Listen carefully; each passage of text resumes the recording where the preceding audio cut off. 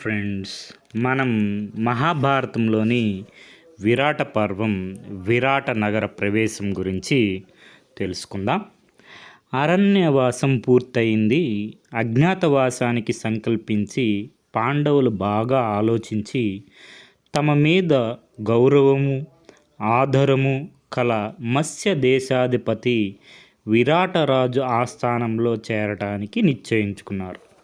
అప్పుడు ధర్మరాజు తాను కంకబట్టు నామంతో ప్రవేశించి మహారాజుతో దూత క్రీడ సాగించే పనిలో ఉంటానని, ఎవరైనా తన జీవిత విశేషాలు అడిగితే ధర్మరాజుకి ప్రాణమిత్రుడిగా ఉండేవాడినని, వారు అడవుల పాలు కావడంతో ఇలా దేశాల పట్టి తిరుగుతున్నానని నమ్మించగలను అన్నాడు.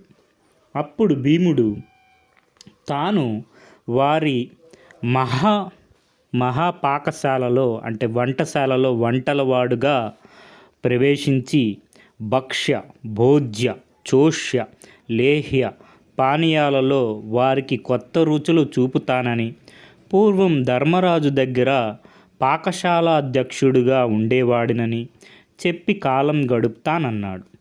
ధర్మరాజు అర్జును వైపు చూడగా, అన్నయ్య, నాకు దేవలోకంలో నృత్య గానాలలో శిక్షణ లభించింది. దానికి తోడు నపుంసకుడు కమ్ము అనే శాపం ఉంది. ఇప్పుడు నేను బృహన్నల నామంతో వారి అంతఃపుర జనానికి ఈ కళలు నేర్పే అధ్యాపకుడిగా చేరి, నేను పూర్వం ద్రౌపదికి పరిచారకుడిగా ఉండేవాడినని చెప్పి కాలం గడుపుతాను అన్నాడు.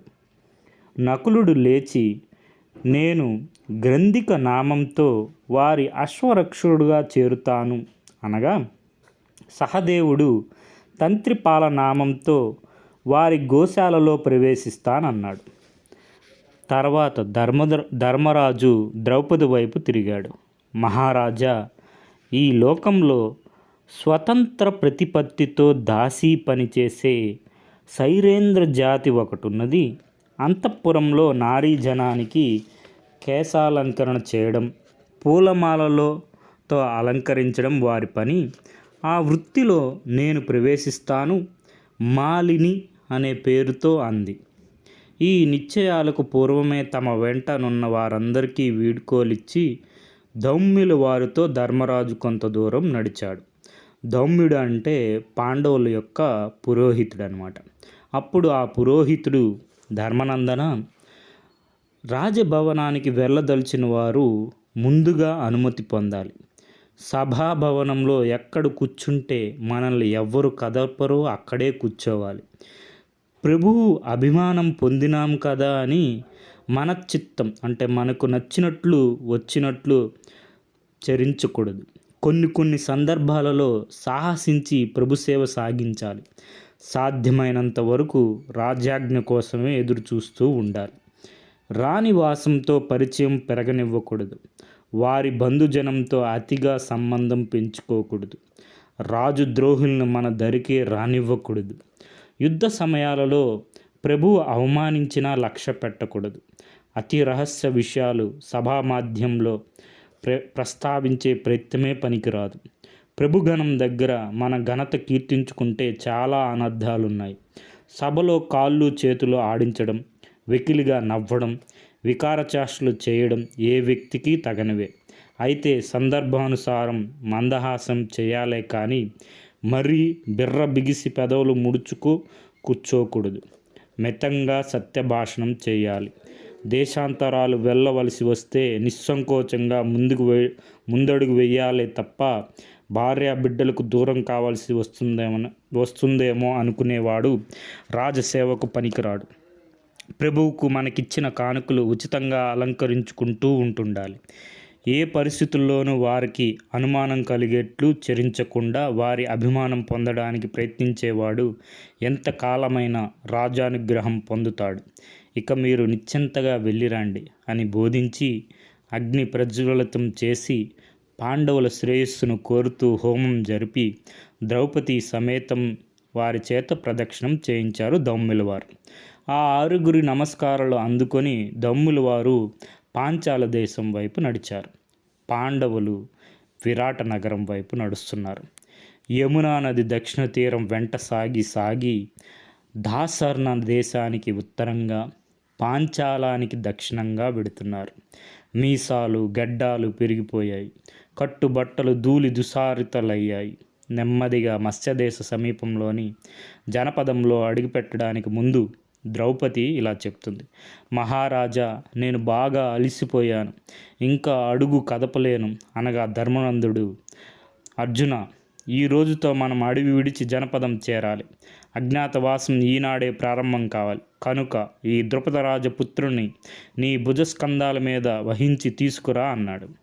ప్రయాణం మరికొంత సాగిన తర్వాత ధర్మరాజు, మనం ఈ ఆయుధాలతో నగర ప్రవేశం చేస్తే అందరూ భయపడతారు. విశ్వవిఖ్యాతమైన ఈ గాంధీవం అంటే అర్జున ధనస్సు పేరు, చూడగానే జనులు మనల్ని గుర్తుపట్టగలరు. అందుచేత వీటిని రహస్య స్థానంలో ఉంచి వెళ్ళాలి అన్నాడు. అర్జునుడు నలువంకలా చూచి, అగ్రజ, అదిగో వల్లకాటికి సమీపంలో అంటే శ్మశానం సమీపంలో జమ్మి చెట్టు, దాని పరిసరాల్లో క్రూర మృగాలు విచ్చలవిడిగా చరిస్తున్నాయి.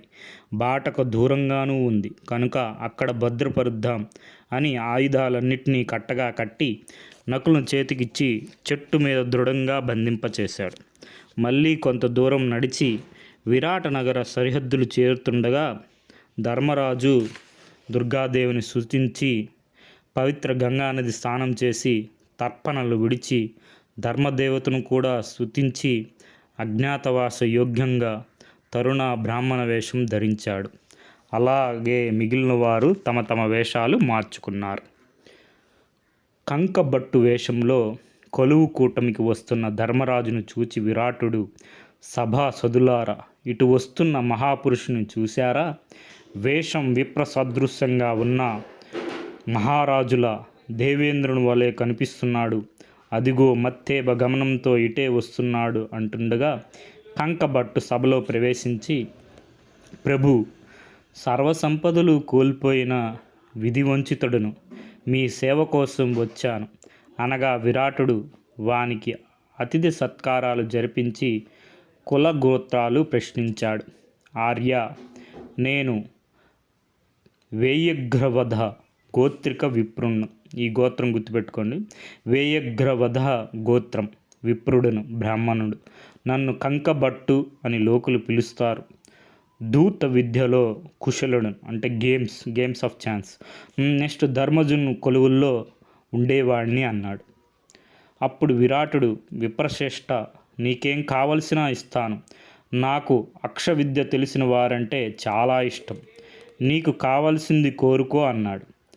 మహారాజా, నీచులతో నన్ను వివాదానికి దింపకూడదు. జోదంలో పందెం పెట్టిన ధనం అప్పటికప్పుడే నాకు సమర్పించాలి.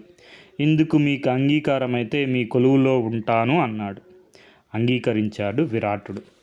కంకబట్టు ప్రవేశించిన అనంతరం కొద్ది రోజుల వ్యవధిలో భీముడు వల్లవుడు అనే పేరుతో వంటవాడిగా ప్రవేశించాడు. అనంతరం ఒకనాడు సైరంధ్రి రూపంలో వీధిలో వెడుతున్న ద్రౌపదిని చూచి రాజపత్ని సుధేష్ణ పరిచారకులను పంపి లోపలికి రప్పించి ఆమె కులగోత్రాలు అడిగింది. అమ్మా, నేను సైరంధ్రి వృత్తిలో జీవిస్తున్నాను.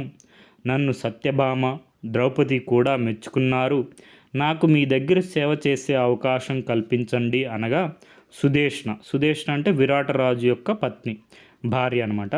అమ్మాయి, నీ సౌందర్యం ఈ అంతఃపుర స్త్రీజనాన్నే వ్యామోహపరుస్తుంది కదా. నిన్ను చూసి మా మహారాజు మనసు చెలిస్తే నేనేం కావాలి? నీ చిరునవ్వు పురుషుల నేత్రాలకు తాళ్ళు పోసి బిగించేలా ఉంది అంటుంటే ద్రౌపది, మహారాణి, నా భర్త 5 గాంధర్వులు, వారెప్పుడూ నన్ను కాపాడుతుంటారు. ఏ పురుషుడు నన్ను కామదృష్టితో చూసినా నా భర్తల బారి నుండి బయటపడడు అని నచ్చచెప్పి ప్రవేశించింది.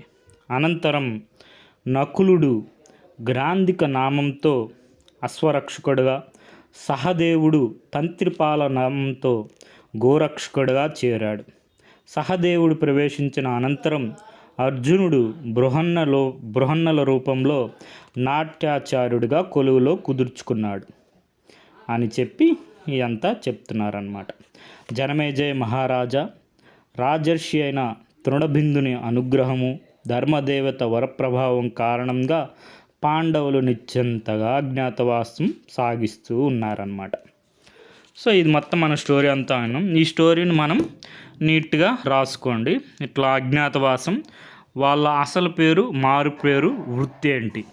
సో మనకి ఇక్కడ చూసుకుంటే ధర్మరాజు కంకబట్టు, దూత్య క్రీడ అంటే మనకి గేమ్స్ ఆఫ్ ఛాన్సెస్ అంటే జూదం అలాంటి వాటి గేమ్స్ అనమాట, ఆటలు. సో విప్రుడిగా, సలహాదారుడిగా, రాజు యొక్క సలహాదారుడిగా ఉండేవాళ్ళు అనమాట ధర్మరాజు కంకబట్టు అనే పేరుతో. తర్వాత భీముడు మనకి వల్లభుడు అనే పేరుతో వంటవాడుగా ఉండేవారు అనమాట. అర్జునుడు బృహన్నల అనే పేరుతో నాట్యాచార్యుడిగా ఉండేవారు. తర్వాత వచ్చి నకులుడు గ్రంథిక అనే పేరుతో అశ్వరక్షకుడు, అశ్వాలు అంటే గుర్రాలు అనమాట, గుర్రాలు. నెక్స్ట్ సహదేవుడు వచ్చి తంత్రిపాల నామంతో గోపాలుడు అంటే గోవులకి రక్షకుడుగా ఉండేవారనమాట. నెక్స్ట్ మన ద్రౌపది వచ్చి మాలిని అనే పేరుతో సైరంధ్రి అనే జాతి యొక్క వృత్తి అయినటువంటి సుదేష్ణకు దాసిగా, సుదేష్ణ ఎవరంటే రాజపత్ని, మన విరాట్ రాజు యొక్క భార్య అనమాట. సో మనకి విరాట్ రాజు ఎవరంటే మత్స్య దేశానికి రాజు ఈయన. ఈ మత్స్య దేశం ఎక్కడుందంటే దాశర్ణ దేశానికి ఉత్తరంగా, పాంచాలానికి దక్షిణంగా, యమునా నది దక్షిణ తీరంలో ఉంది. మనం పాండవుల పురోహితుడు చూసాం, దౌమ్యుల వారు చక్కగా అన్నీ ఎలా ఉండాలి రాజుల యొక్క ఆస్థానంలో. అంటే అది ఎందుకు చెప్పాల్సి వచ్చిందంటే మన ధర్మరాజు గారు ఆయన మహారాజు, ఆయన ఎలా ఒకరికి సేవకుడిగా ఉండాలో సో అందుకని మనకి దమ్ముల వారు చెప్పి నీట్గా పంపిస్తారనమాట. సో మనకి ఈ క్వశ్చన్స్ ఏమొచ్చాయని చూసుకుంటే స్క్రీనింగ్ టెస్ట్లో పాండవులు అజ్ఞాతవాస సమయమున ఎవరి వద్ద ఆశ్రయం పొందారు. ఎవరి వద్ద అంటే మన విరాటుడు మత్స్య దేశానికి రాజు, విరాట నగరం. సో పాండవులు ఇదే ఎగ్జామ్లో స్క్రీనింగ్ టెస్ట్లో ఇది 124 క్వశ్చన్ అయితే 95 క్వశ్చన్లు వాళ్ళే క్వశ్చన్లో ఆన్సర్ ఇచ్చినారు. పాండవులు విరాట రాజ్యంలో అజ్ఞాతవాసం గడుపుతున్నప్పుడు యుధిష్ఠిరుని పేరు ఏంటి? కంకబట్టు.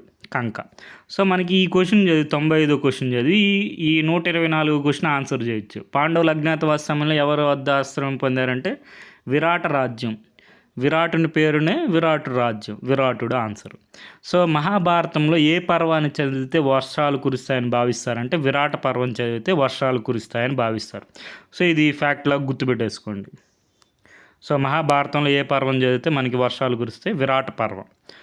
తర్వాత ఇది మనకి మెయిన్స్లో వచ్చే 2 క్వశ్చన్లు. ఇక్కడ చూడండి, పాండవుల పూజారి ఎవరు? పూజారి అంటే పురోహితుడు. సో మనకి వేదవ్యాసుడా? కాదు. ద్రోణుడా? మనకి ద్రోణుడు ఆచార్యుడు. దౌమ్యుడు. సో మనకి ఆన్సరు దౌమ్యుడు. విశ్వామిత్రుడా? కాదు. సో అట్లా మనం ఆప్షన్స్ ఎలిమినేట్ చేస్తేనే మనం ఆన్సర్ చేయొచ్చు దౌమ్యుడు అని చెప్పి. సో ఆన్సర్ తెలిస్తే మనకి ఆన్సర్ తెలుసు కాబట్టి డైరెక్ట్ దౌమ్యుడు అని పెట్టేయచ్చు. తర్వాత పాండవులు తమ అజ్ఞాతవాసాన్ని కాలాన్ని గడిపిన నగరం పేరేంటి? ఏకచక్ర నగర? కాదు. హస్తినాపురం? కాదు. పాంచాల నగరం? కాదు. ఇంకేంటి? ఇంకా మిగిలింది విరాట నగరం. సో మనకి తెలుసు కదా విరాట నగరం, విరాటుని యొక్క కొలువులో ఉంటారు, మన మత్స్య దేశం అన్నమాట. సో మనకి సోర్సెస్ అన్నీ వచ్చి previous year question papers. Next Bharatam, Ushasri గారు రచించినటువంటి Bharatam. So okay friends, thank you for watching.